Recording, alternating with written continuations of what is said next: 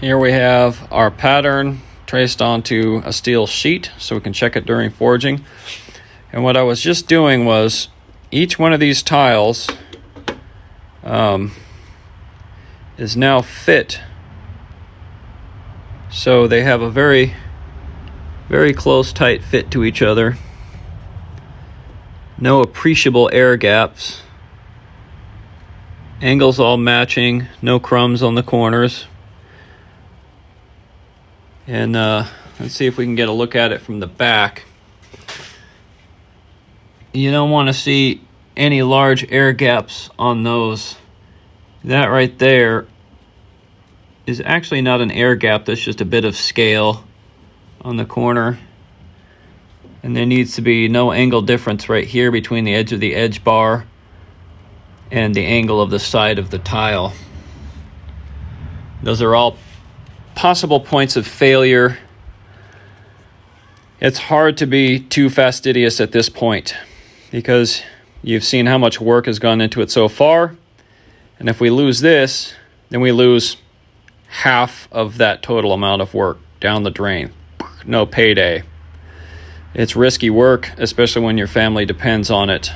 And that's why people, a lot of people understandably don't really kind of push themselves on this stuff, because success is rewarding, but failure can be crushing morally as well as financially.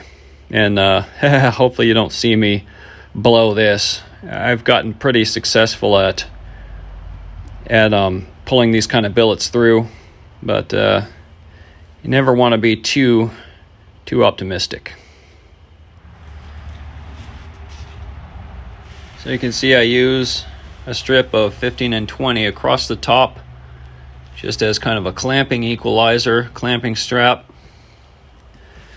I've clamped my edge bar down to the table.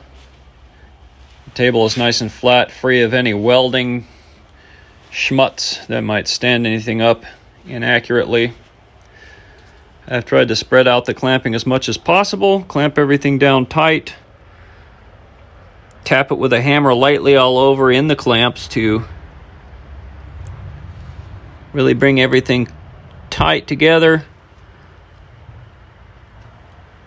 There's no air gaps. All the seams are tight. Now I'm going to MIG tack everything together and weld on a handle.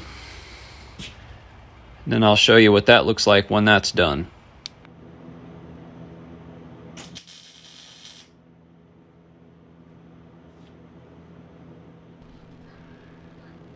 So I'm just putting in little MIG tacks, working back and forth, skipping every other tile, putting them right dead center on the intersections, just long enough to burn it, and then getting right off of it, going back through, getting every other tile till they're all stitched up from one side. Take the clamps off, flip it. Well, make sure we skim the table a little bit. Flip it, tack the other side. Every other, come back, hit every other. I just like to spread the heat out. Make sure you don't have like sequential warping happening. Handle goes on. Make sure to burn that on good and steady. Center it up. Don't want that falling off. And that's about all the MIG welding that we're going to do on it.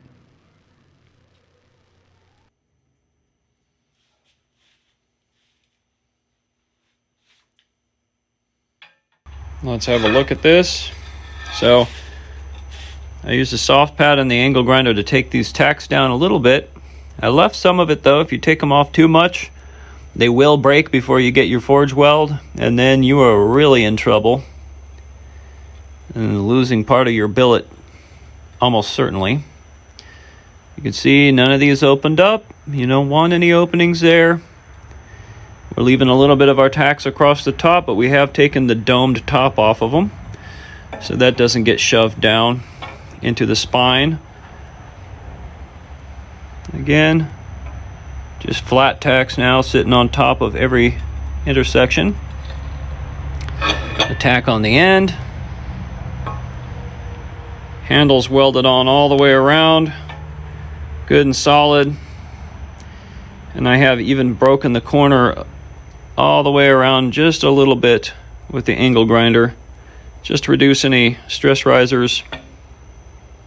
And now I have my handle, the tang of the handle here, pointing down to signify which side is the edge bar. Usually not a problem to keep track of that, but every once in a while, just having that quick reference point comes in very handy. And with this, we're ready to dunk it in some oil and go right into the fire.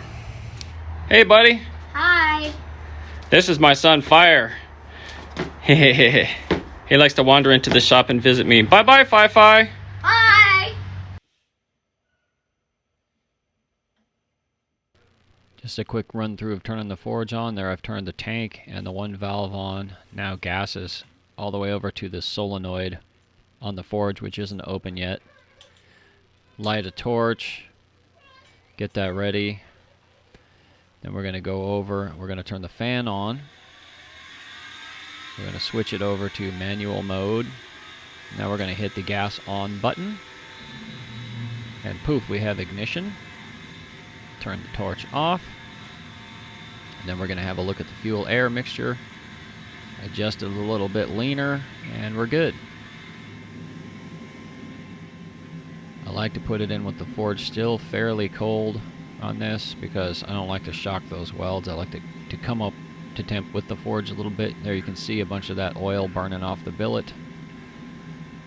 Then we need to just get a heat shield on it. It's got edge bar down and it's balancing on a little bit of kiln shelf inside the forge there.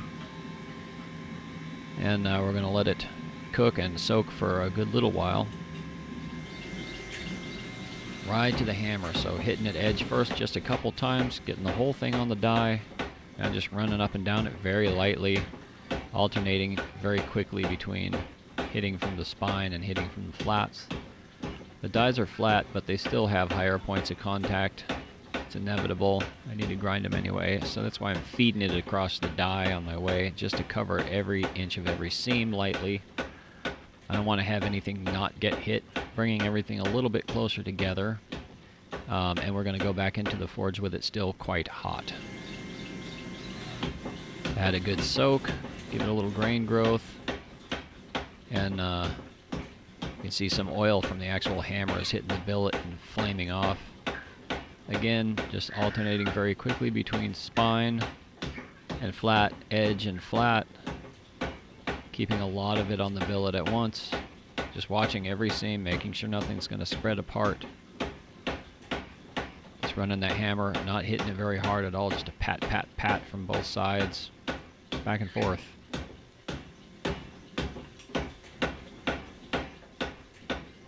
And again, going back in with it still pretty hot. Another soak. When I say soak, about 3 minutes at welding heat. Pop the scale off by hitting it on the spine. Brush the scale off. Continue hitting it.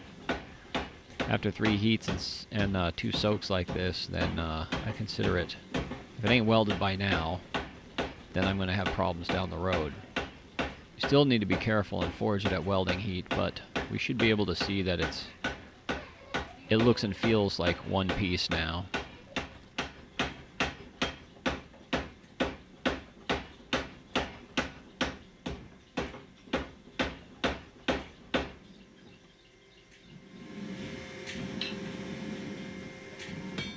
I think on the 4th heat here, the billet was just kind of telling me that it wanted to be hit by hand a little bit. Just address the edges of the tops of the welds. Take any little curve out of the billet. And just kind of get my hands on it. It's kind of good to, cease with the machine and start actually feeling the work under your hammer.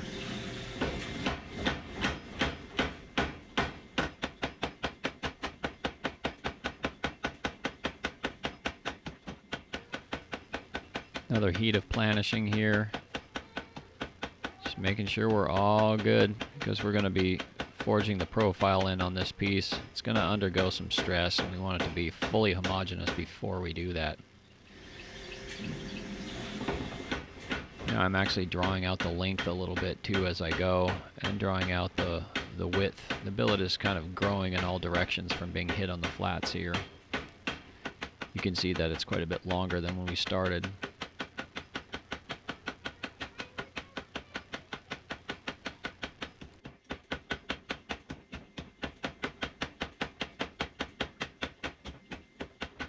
At this point, I'm making sure to only hit it very occasionally, very lightly from the edge, because I want to preserve the width of this billet now, because this blade's going to be quite wide out at the snout.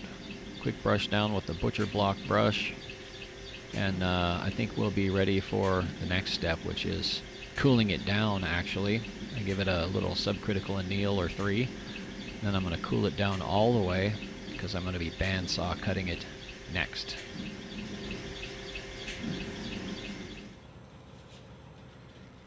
You can see I have a curve drawn on the end of the billet there. That's going to be the nose of the blade. And that's actually reversed to what the tip profile will finally be. And so the edge leading into the saw is actually going to be the edge of the knife. We're just doing this so we can actually bend it the other way, and then the edge bar will follow the curve of the nose of the knife with very little distortion. If you don't understand that now, it will quickly become clear as we move along.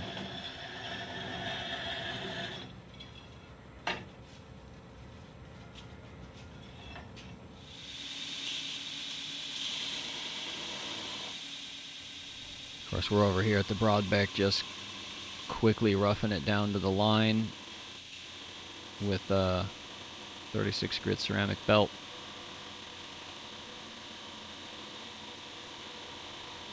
Get a nice smooth arc. You don't want any points causing bumps in the pattern or stress to the tiles.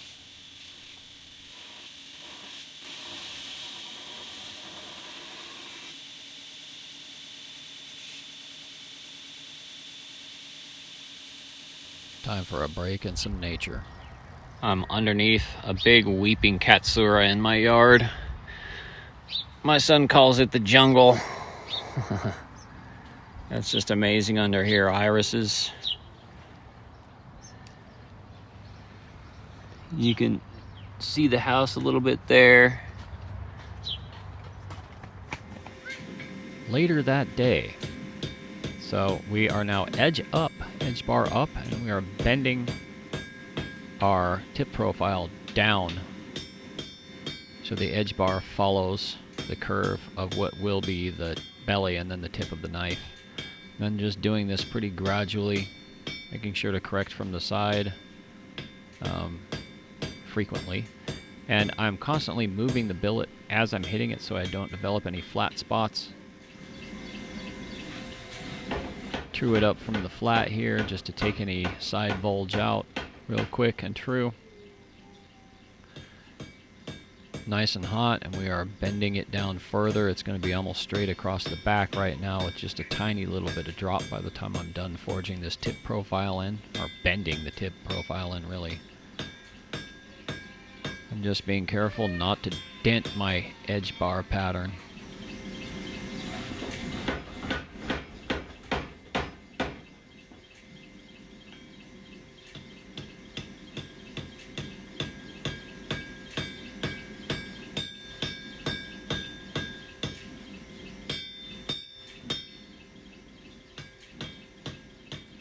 Four-pound hammer, wide flat face, keeping it nice and hot.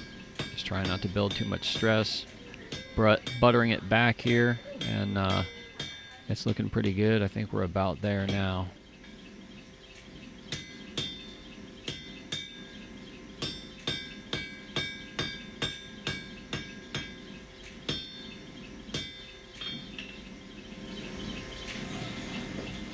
Now we're going to knock down the thickness a little bit and draw a little bit of length out.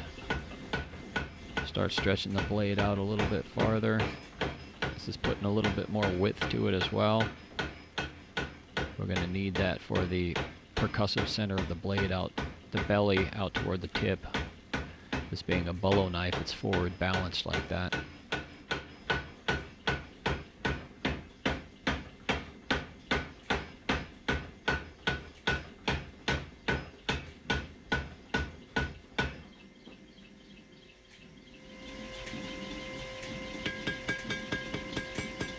And I have doubled the speed on a lot of this hand forging just because there's a ton of it.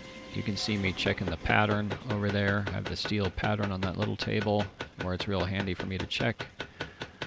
Always truing up on the flat dies.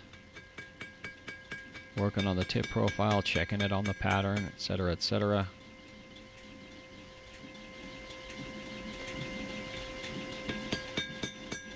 Now I'm going to forge down the width of the blade evenly in the recurve section behind the belly towards the tip. I'm bringing this down to the heel width in the back half of the blade, using the rounding hammer side, but using overlapping strikes and making sure not to dent the edge bar. Truing it up from the side, and here I'm actually beveling out. I'm bevel hammering the edge just to get it a little bit wider toward the tip there. Always checking it on the pattern.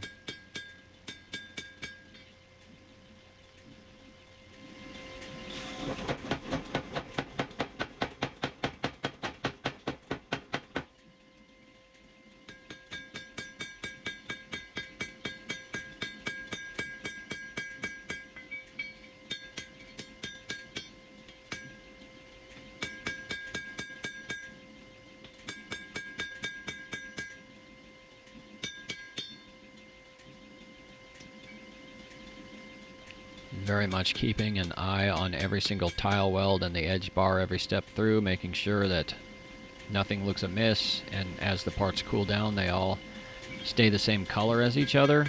Anytime you see an abrupt color change in material, that is very likely a problem with a weld. Just drawing that belly out wider using the rounding hammer side. Do a little bit from each side. Check it on the pattern.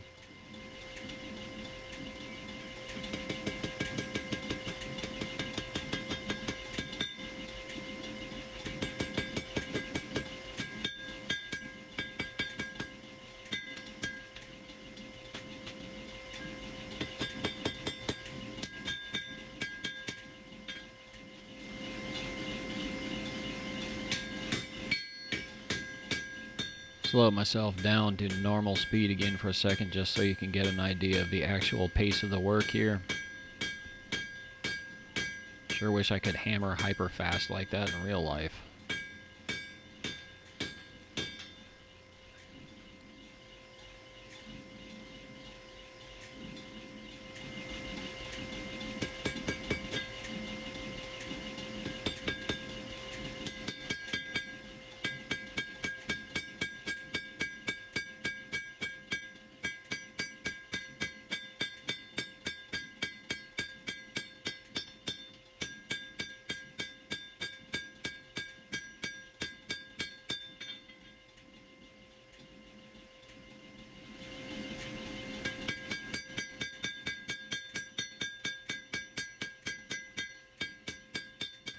Definitely put a little work into pulling that belly out to full width. But the steel to do it was there.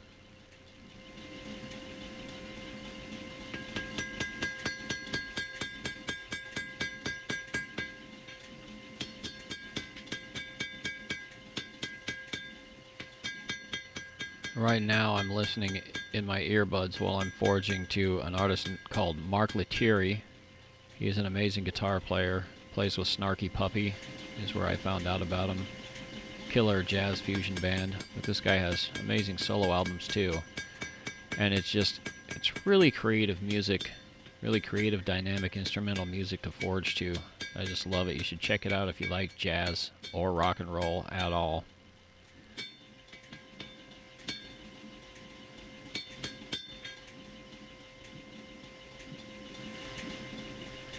Checking the profile, now I'm going to the wooden dished top stump or schwacking block with that dead blow hammer, because it's very much easier to get that recurve into the blade, bending it down into something, than it is to try to bend it over the horn, because all that happens is you bend your rebar handle. And then I'm just adjusting it, checking the pattern, taking a little bit of the curve back out. and we're starting to get pretty darn close. Just a little bit more schwacking. The nice thing about using the soft hammer is you can hit it from the edge side without denting the edge at all. Pretty darn close to shape. Now I'm starting to work at lower heats and give it some what you'd call finishing heats. Less scale is formed. You're normalizing it as you go, reducing the grain growth.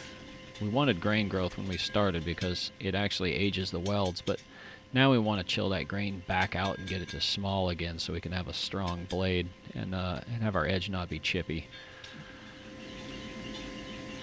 So now I'm just really giving it a couple of last finishing heats, looking at it from all sides.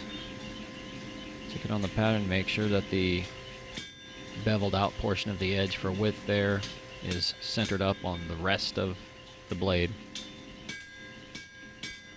We want everything to be nice and true coming off the anvil because we don't want to have to grind it off and waste material. Next step is to grind some spots clean and weld some bolsters on.